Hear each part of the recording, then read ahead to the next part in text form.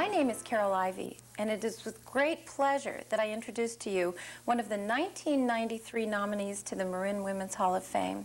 She has brought a lot of pleasure into our lives, and especially into our children's lives.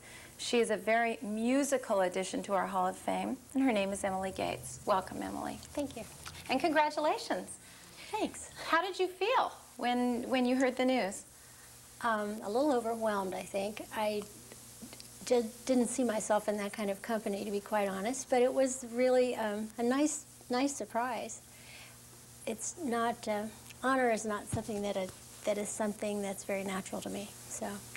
You have a very special relationship with the young people you work with. Mm-hmm. Tell me how you feel about those kids. Oh, well, it's like an extended family. At Christmas time, I always have a big open house. I've always done this for, I don't know, a lot of years. I don't really know how many. And all of my graduates come back, and we do it on Christmas night, and everybody just kind of knows to show up at Christmas night on my house. And we all sing, and they'll sing what they have learned since they've left me, or when there are lots of them together, there will be some things that everybody knows, because for our madrigal feasts and for some of the things we do, we'll do several years in a row, or, you know, sporadically over a group of years. And it's always really fun, and of course they always can sing Christmas carols and everything that everybody knows. And I think that's one of the best pleasures about teaching, is that you get to see these kids and what they do when they leave you, and whether they stay in music or go into other fields. It's just very rewarding to have them come back and want to spend time with you and see what's going on and kind of keep in touch. How did you start in music, Emily? Well, almost by default, if you want to know the truth. When I graduated from high school, I assumed I would go to college, but I had no idea what I would do when I was there. And where was that? This was in Ohio, in a little county school in Ohio. And I had the good fortune, my high school music teacher was also the leader of a big band, which in those days was a pretty popular thing to do. And I sang with two other girls. We had a girls' trio that sang a lot around the community, and he had asked us if he could do some arrangements for us for the trio and sing with their big band. So we got to travel with them some and sing on radio and television and things a few times. It was a lot of fun, and then I also got to sing solo with them a couple of times. How old were you at that time? 17. So that was pretty terrific. It was kind of unusual, I think, and it was very unusual that my parents even let me do that, but because I was with him and these people that they knew, that was an okay thing to do. So he said, well, why don't you just take music? I said, oh, okay, I like that, all right, I'll do that. But it wasn't some lifelong dream. I'm not probably a very good person to tell kids about how to set goals, because everything that's ever happened to me has kind of fallen into my lap, and all of a sudden, there it is. It's kind of like when you have a need, it just gets filled. And that's kind of how it was with college. I got into music because my music teacher said, well, you might want to do that. And I said, okay, and I liked it. And so after I graduated, actually, this was still in Ohio, in Wittenberg University now. We were the first graduating class when it became a university. And before I'd even graduated, when I was a junior in college, my sorority was in an inter-sorority sing, and I was the leader of it. And one of the judges, and my group won.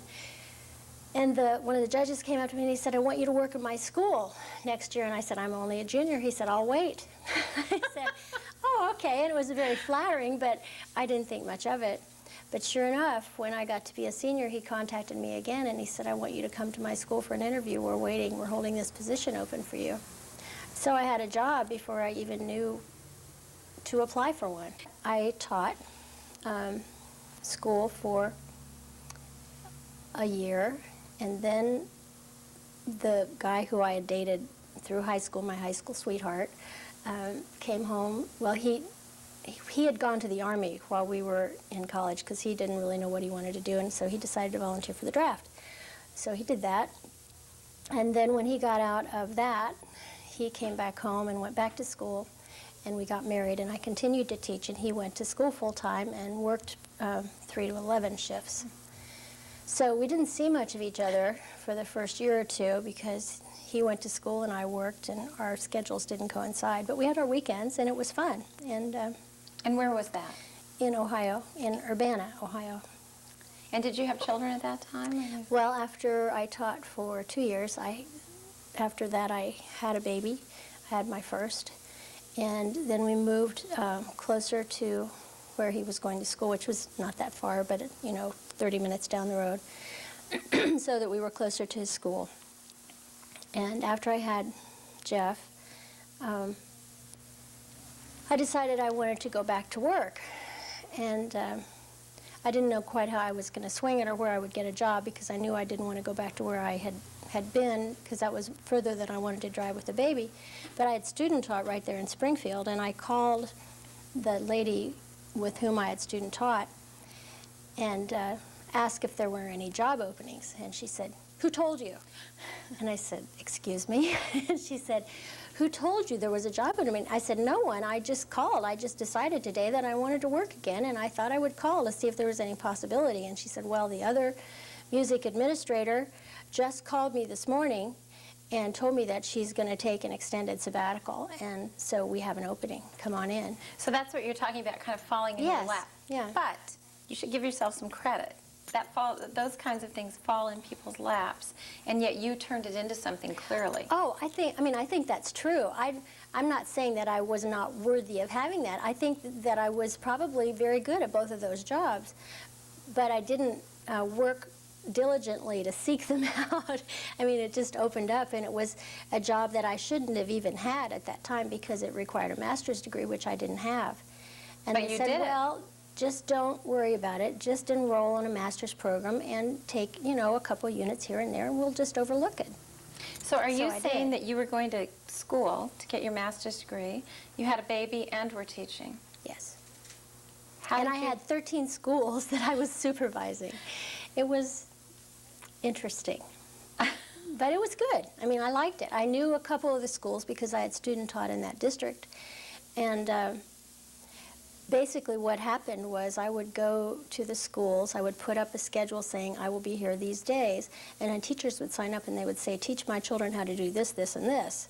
And so then I would just take that list home, and then 2 days later I would go and teach whatever they wanted me to teach. If they were doing a unit on Argentina, then I had to find some music that came from Argentina or whatever. So you had to be pretty resourceful and flexible, and I think flexibility has been probably my saving grace through all the things that we've gone through, because if you just don't mind changes, well, then things always work. You were able to balance a family and that kind of a career, though. Mm-hmm. How hard was it, It Emily? wasn't hard. It wasn't hard. It really wasn't. We did just fine. I mean, I had a wonderful lady. Her name was Mrs. Knotts. I remember her well, and she came over and just loved Jeff just like a grandma. She just thought this was the most darling child she could ever take care of, and she treated him wonderfully. I came home for lunch every day. I was home at 3:30. I mean, it was great. It was not a problem. And Gary was home in the morning because he was working 3 to 11, and he would go to school in, like, some of those hours, but not all the time. And it worked great. And then how did you get out here to California? Well, we decided independently, both Gary and I, that we wanted to live in California. I had decided when I was in college, my sorority, I was asked to bring my group of singers because we had done well to San Francisco for a conference. And I had never been to California. And Gary had not either at that point. And I came and I said, "This is where I want to live." This was when the Black Hawk was still in San Francisco. I went to hear jazz at the Black Hawk and all these things, and I thought, I want to be here. This is the place that I would like to live. So I wrote back to Gary saying, "I want to live here someday," and he said, "Ho hum." He didn't really care. But this was before we were married even. And then when he went to the service, he ended up being stationed in Monterey, and he wrote me back and said, "This is where I want to live." So we knew when we got married that we had two things in common. We both wanted 4 children, and we wanted to live in California. And you did that. And we did that. And how did you wind up at San Marin? How did that happen? Well, I was in the Novato district as a sub, and I was hired to teach elementary music. And I did that for I don't know, a couple of years. I'm terrible on dates. I don't remember what date I even started. I can't even tell you what year it was, but it was when Jenny was in 4th or 5th grade, and she's now 28. So whatever that makes it, that's about when it was. So then they hired me, and I taught at 2 schools. And then they, I guess, thought I was doing a good job with particularly the vocal end of it, because nobody really liked to teach that. And I did. I loved it. So then they asked me if I would teach it at the middle school. And I said, sure. So I started a choir at Sinaloa at the middle school. And then it seemed really wrong to me because there was no choir at the high school. And I said, what's the point of training all these kids? You get them to sing parts, you get their voices to a place where they're really ready to do something, and then you send them to high school and there's no program. I said, if I'm going to continue at Sinaloa, I want to start a choir at the high school, which is the feeder school for San Marin. And they weren't too excited about it. The person who was there said, well, choir doesn't work here. The kids won't commit to it, and it just doesn't work. We used to have one, and it died. And I said, well, maybe that's true, but I need to see that for myself. So I'd like to try it. And the only way I could try it was that if we did it at 7:10 in the morning. I said, okay, we can do that. So I started a choir there at 7:10 in the morning. And I think there were 3 people that I knew that said they would sing because it hadn't been taught for a while and nobody was signed up to do that. But we started with 3 that year, and I think we ended with 3 maybe kids. I think we ended with maybe 18 or 20 that first year. And how did you do that? How did you get people motivated? Well, I just told them it was fun, and the 3 that I started with liked it a lot, so they told other people, and I remember our very first show, our first what we now call our spring show. We made little T-shirts. One of the girls, Amy Riken, I remember clearly, said, I'm going to make some special outfits. So our special outfits were men's T-shirts with a little bow that tied up the sleeves for the girls. The guys, of course, didn't have that, and they had Sing put out here on the front of the T-shirts that they had hand-painted. And so they wore that in blue jeans, and that was our first spring show. But it was a lot of fun. And how many years ago was that? You're lousy at dates. I'm lousy at it. It was probably in about 80. And since then, you have become one of the premier high school choirs. Well, I don't know if you would say that, but I think we graduate some of the best music students. I think musically, by the time they're seniors, I think they've had a taste of all the kinds of music that they would possibly want to go into, and so then they go off on their own direction. And that's what I like. I want them to be just musically literate. I want them to know how to sing something if it's a requiem, or if it's a jazz tune, or if it's something on the pop charts. I just think that they should be literate in all those kinds of things. Then they can take their own tack. I feel like I'm more of a generalist and not so much a specialist, because I feel like we give them little tastes of everything. And I've got one student, a graduate, that auditioned for the Met, got through her second audition for the Met. She's now getting her master's degree in vocal performance at University of Michigan. I've got kids that sing in professional jazz choirs. I've got kids that are doing theater all over the place. And I just think that it's neat that they get a chance to express themselves and explore different kinds of things while they're in school. Then they get to choose. But I don't want to say, you will sing classical for the 4 years that you're with me, and never have them even open these other doors, because there's a lot out there in all these different avenues. Have there been kids who've been brought to you, I don't mean to say this, maybe I shouldn't use these words, kicking and screaming? People say kids who are in trouble, or kids who need some sort of goals, and because you have made such a reputation for yourself, they bring them to you and they say, just do it. And maybe in the beginning they're not really very cooperative. And have you seen them turn around? Oh, sure. There have been some kids that have done some real turnarounds, and that's fun. That's fun to see. The ones that I think are even more exciting are the ones that kind of maybe volunteer to come but have no clue what they're in for. And when I have them sing a solo on the first day of musical theater, I have one girl that just is graduating this week, and we talked at length the other day, and she just said, you have no idea how much this has helped me with my self-confidence. She said, as you know, when I came into your class, I couldn't even stand up in front of a group without crying. And it was true. The first time she stood up in front of the class, she bawled. She just cried her eyes out. And she's kept coming back for more, and she's a much, much more poised young lady. So I don't feel like what we teach is just music. I feel like we teach work ethic, and I feel like we teach values. And I mean, there's just so much more there, and working together, which in these days I think is just one of the things that you really must teach. If you're gonna go out there and make it in any kind of career in the world, you need to be able to work with other people, you need to be able to get along, you need to be able to get a task done. You need to be on task and focused to what you're going to do. It must make you feel terrific to be a part of that. Oh, I love it. I mean, it's great. I have a young man that I was very proud to see just blossom this year. He came in and was very shy, and this year he was a production assistant and lead in one of our plays. And he did everything. He sold advertising, he did the program cover, he painted sets, and he just grew immensely by being given the opportunity to complete a project. It wasn't anything that I did for him, it's just that he was allowed a space to grow. And I think that's really what they need, is you kind of give them some things to do that they can achieve and watch them bloom. It's really fun. Do the parents ever come to you and say, thanks, we couldn't do sure. it, you did it? Absolutely. I mean, the parents are terrific. I've got just the most supportive parents you'd ever want to find. It's just wonderful. It really is. I don't think that always happens, though. I mean, you maybe are lucky in that. Well, I am lucky, but up until this year, we didn't have what was officially called a booster club. I just sent out a letter at the beginning of the year, and I said, this is our schedule. These are the events that we have lined up. Be ready. What do you want to do? And then I'd have a little slip for them to mark at the end if they wanted to bake cookies, or they wanted to sell tickets, or they wanted to work at the computer, or they, whatever it is they wanted to do. And then they would send them back, and that was how we got things done. And now I've had some parents. One parent has just taken over all the ticket sales for everything we do.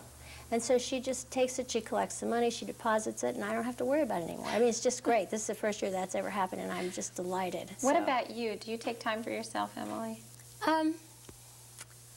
I try to. I don't always. I think but in summer I do more. I'm looking forward to it this summer. I would think so. Because I work really hard during the year, and my kids work really hard during the year. I mean, they have an incredibly busy schedule, but they're all things that they want to do. I don't say yes to anything without checking with them. Your kids, meaning your Meaning kids? my school kids. I was going to say. Yeah, my school. It's interesting how you refer to them. Oh, they're as my your kids too. They're very definitely my kids. I mean, I love them like my own. The kids that are graduating now, some of them have been with me for 6 years because I had them in Sinaloa, and then I've had them 4 years at San Marin. So they feel pretty much like my kids. Were there people along the way, Emily, who gave you the impetus to keep going, do you think? And can you remember any of them? Well, sure. I guess I remember that first lady that taught me piano. I mean, I don't think she would ever care, and I don't know whether she's still even living. But I remember Mrs. Aylshire. I remember her very distinctly. I remember my first clarinet teacher, who was also, I guess she was maybe my first female mentor that I thought, wow, this lady is really pretty special. And she taught clarinet. I took private clarinet lessons from her, and she was the band teacher, and I don't think she did any choir. But she was, I thought, a very talented musician. And then the guy that I told you about, Dick Osborne, that had the big band, and although he was never a disciplinarian, and we didn't have a very good choir, and we didn't have a very good band, but he was marvelous as a pianist and an arranger, and as a professional, he was terrific. I'm not sure that he was the best teacher, but obviously he taught me some things. So who's to say who's the person that's going to inspire you? And obviously my family has just been wonderful and supportive, and they've always said, well, you just do whatever you want to do. These are your choices. And it's the same thing I say to my kids, this is your life. It's not my decision to make. You get to choose. And I think everybody's let me choose, and I in turn would like them to choose, because, well, what do you think? And I said, well, I can tell you what I think, but I don't want to lead you into some direction that you don't want to go. Do you think, and we've talked to other women who've been nominated to the Hall of Fame, and they've had problems they've had to encounter and get beyond them and say, I can get over this. Are you saying it's been fairly easy for you? Have there been times in your life when you say to yourself, oh, maybe I'm just going to give up at this point? You know, No, maybe I'm just I've going never to stay said I'm home. gonna give You've up. never. No. I mean, I'm not saying we haven't had some rough times. I had some rough times in our marriage from time to time. We had some serious financial problems from time to time. But I never said I'm going to give up. I just don't. It's just not something you do. My husband was really depressed when his boss and mentor died. And he went into what as I look back on it, I think was a severe depression. And during that time, if I hadn't been working, we would have just lost everything. I mean, it was because he just was not capable right then of doing anything. But I mean, here was a guy who had lost his father figure, and at this time, his own father was living with us and was dying of cancer, and that's another story. But I mean, I've had all these kinds of trainings and all these things that giving up was just not an option. No, it wasn't. His father, he sent me his father. When we moved to California, then he had to go back and work in New York for 6 months. And I remember it well. He sent me his father on a plane, and he was given 6 weeks to live. And he wasn't with them. I picked him up at the airport on a Thanksgiving Day, and he lived 10 years after that. And that was one of those miraculous kinds of things. Because when he came, I said, look, you've got an option. You can either choose to live or die. And I don't care which one you pick, but if you want to live, I want to help you. And so I took him down to meet this man who I knew, that I had known through some of these trainings and things that I had done, that I'd worked for and been trained about imaging and visual imagery and how you can heal yourself if you really care to and if you're strong enough and so forth. And I took him down to meet this man named Carl Simonton and said, okay, these are your options. And I don't want to explain it because I'm not the expert, but Carl is a doctor, and listen to what he has to say. He said, okay, I think I'd like to try to fight this cancer. And and I don't mean that we didn't do regular doctors. We certainly did. But you helped him through that and helped him. Absolutely. I took him to the city. We lived in Tiburon at the time, and I took him to the city 5 days a week for treatment. And he got better. I feel that you're kind of quietly aggressive. Do you think that young women need to be aggressive in order to sort of... In your own way. I mean, you have to do it the way you do it. I don't usually do it by making a lot of noise because I'm not really good at that. But usually when people know that I need to have things done, they all will just do it. And I think kids understand that too, that when you need to pull together and you need to really accomplish a task, then you know how hard you need to work to do that. And it works probably better than being really pushy, right? Well, it does for me. I mean, I think we all have our own style on how to do things. I'm not good at yelling. I don't do it very well. Even when I try, I'm not very good at it. So we all have to do what works for us. And I guess I'm aggressive in some ways. I think that it goes back to flexibility. If I need to be the leader, I'm the leader. If I get to be a follower, I'm a follower. I don't think it's a big ego thing as to which one you are, because it's fun to do both. In the summer, one of the things that I like the most is to go back and be a student, is because then I want to get on the other end of it to see what it feels like to be in the student seat, not the teacher seat. I go to a jazz workshop, I'm going to go again in a couple of weeks, that I've gone to for probably 8 or 9 years. And I go, this year I'm kind of on staff in terms that he really wants me to talk to the teachers and do some sessions for that, but I'll still be a student. I'll still learn the music with the kids. I'll still have to sing my solos every night just like they do. And I love that. I like being on the spot, just like I put my kids on the spot, because I don't think you can do that to other people if you don't know what it feels like. You still like to sing? Oh, sure, I do.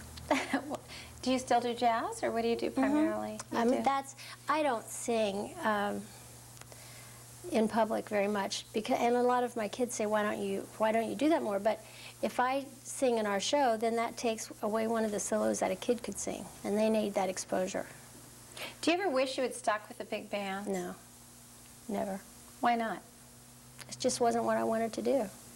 I mean, I don't think it's a bad thing. It just wasn't me.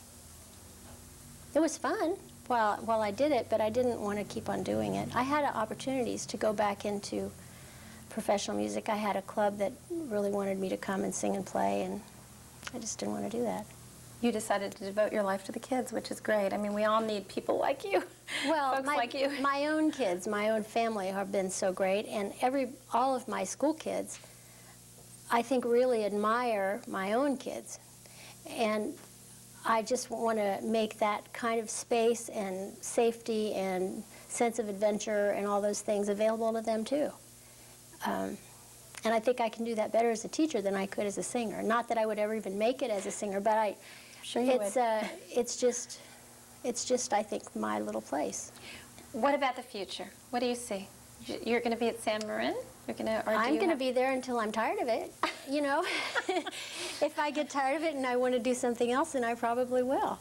Right now, I like what I do. I really enjoy doing what I do. I love seeing kids grow and blossom, and I love the kinds of sounds that we can get from a group of kids. I love to hear them progress as a soloist and as a group member. So until I find something I would rather do or something new comes and falls in my lap, well then that's probably where I'll be. One last question, and that is, and I asked somebody else this who's involved in education, you are so intimately involved with these kids. What do we need to do in terms of education that isn't just reading, writing, and arithmetic today? Do you think we're ignoring some of the other arts? I think arts education is crucial to kids. I mean, I think they need to have an acceptable outlet for some of the energy that they have, because it's not all going to go into their job. And we need people who are going to support our symphonies and who are going to support our operas and our ballets and who are going to support our jazz clubs. I mean, I think we need to educate them like this is out there and you can be a part of it. And whether you ever become a professional doing that, you can at least learn to appreciate it. And I just think it's vital. I think it's vital to our culture, to keep our culture growing and to keep people involved in it.